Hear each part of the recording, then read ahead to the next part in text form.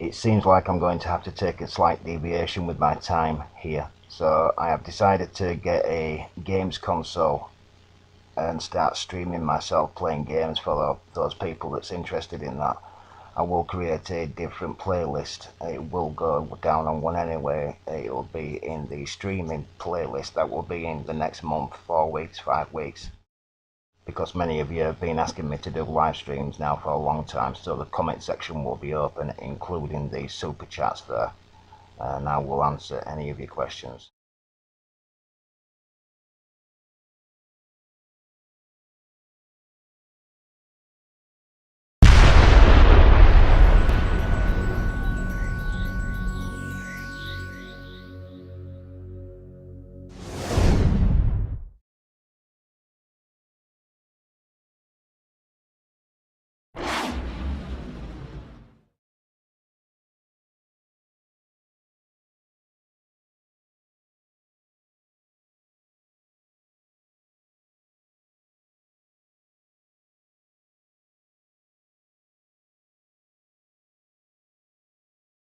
So I had mentioned in the last video how we were going to go back over some of my old work, because the ones over 2 years ago were all made via a camera, and it was my original camera, so the quality was crap.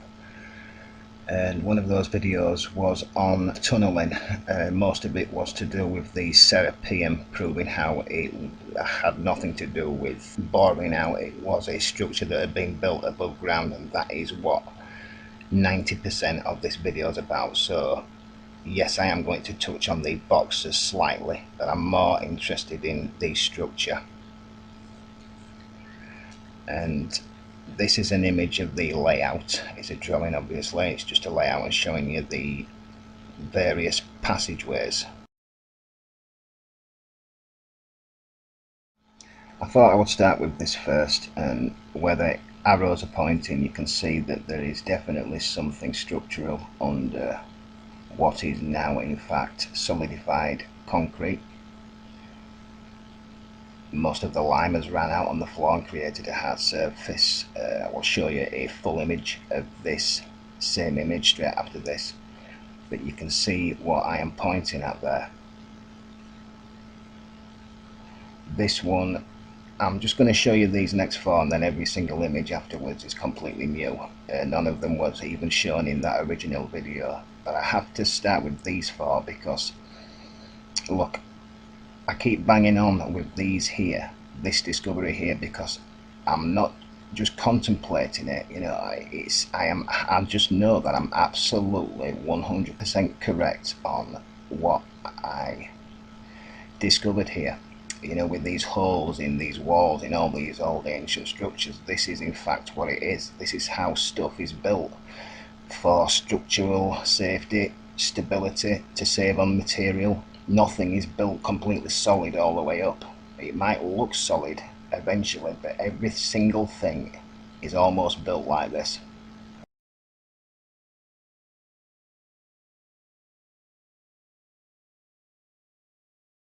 So since making that original video, they have since cleared away the surface along these walls inside the Serapeum. And that is what I'm going to show you. But what they have done, they have revealed themselves to be liars. Because what I've just shown you with how we construct things today is what you will see across this entire video. And that is exactly what it is. There's one image that I'm going to get to shortly which will prove to you, or anybody that doubts this, 100% if they are honest with themselves.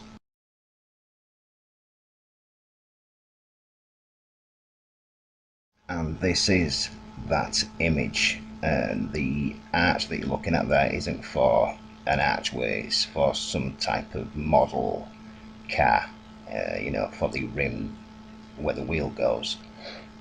But it's the same type of thing. This is only built with plywood. But if you look at the archway in the Serapeum, the surface has been cleared away, revealing how it was constructed inside, which runs through the entire building.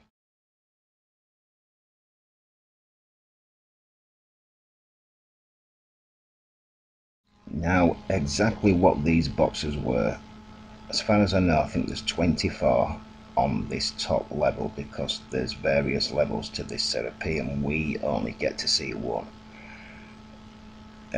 Look, I have no problem with there being some stone cut artifacts out there. We do the odd, the odd bit of stone cutting ourselves today. It's just very, very little. Whether or not these have changed into what they are now, I don't know, but I will get into how accurate they are later. But these walls, you can see how there's 3 holes on either side of this box, so they were probably some type of device that did something. I think them holes are there for more than just to lift the lid off, even though the lids are 20 ton, the boxes are 60 to 80. But both together they're about 100 ton, which is just mind-blowing itself. But back onto this wall, if you look on the top left hand side there, you can see a definite line, because the roof sections will have been put down in, let's say, 2 meter by 2 meter square sections, same as the walls. We are going to look at this box that's down one of these hallways for some reason, and we're moving in closer. So if you look at the wall there, you can see a definite marking out as the surface has been revealed. It's revealing, let's say, some type of framing. It's just an imprint of how it was built. Something similar to what I'm going to show you next.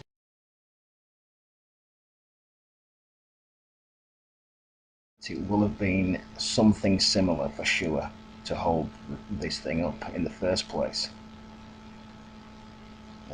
We are just moving through the hallways here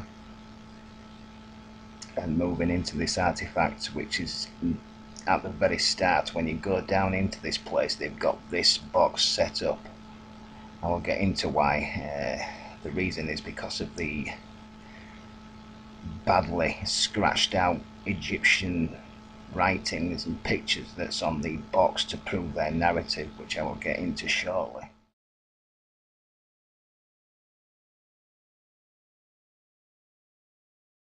But first, I just want to speak on this particular box here, and we're going to be looking at a guy who's a proper, fully skilled engineer, and he has teamed up with a person called Brian Forrester. Many of you will know.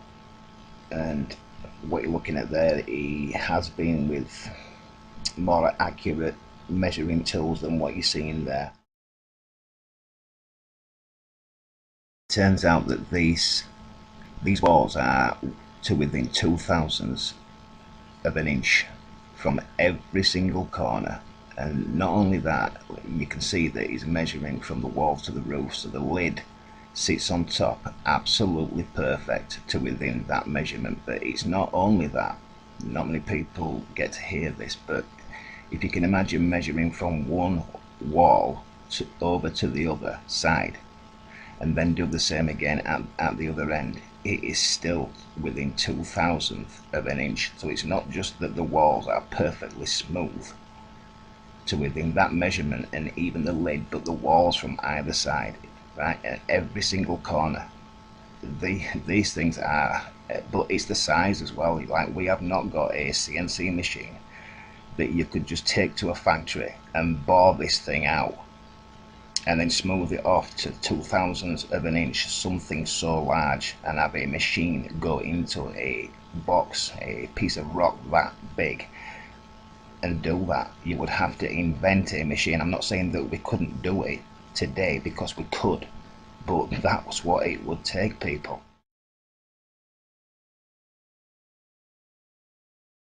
At the exit there that I spoke about earlier, that's there to push their narrative about Egyptians making these boxes with primitive technology. This is the example that they give, and it's no different to the hieroglyph in the Great Pyramid. Yes, the Khufu hieroglyph there, that's in red paint, that I've shown you before, is the only piece of information that they give you suggests someone called Khufu built that thing using his whip. And if you look at this, I will show you close-ups of it. It's literally has been done with a 6-inch nail, and taking into account how precise this thing is, what I've just been talking about, you can all look into it yourselves. I want you to compare that information to what you're looking at here.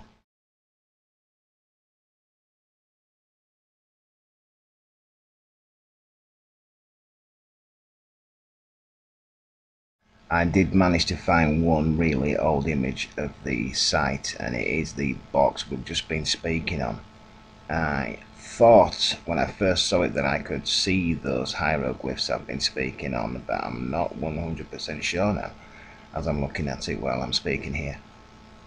But the bottom corner that's touching the floor, it may look like some of the surfacing that I speak of might have been rubbed off at one point and has since been put back on with the Zolotone paint spray that they use, enamel stuff. Anyway, this, what appears to be some type of petrified cog, could have been added to my real ancient technology video, because they weren't making stone cogs and wheels, from stone, were they? Because stone breaks. It's petrified, completely rusted away, and minerals just leach into the void and form perfect imprints of these technological pieces that is in fact from outside the Serapeum.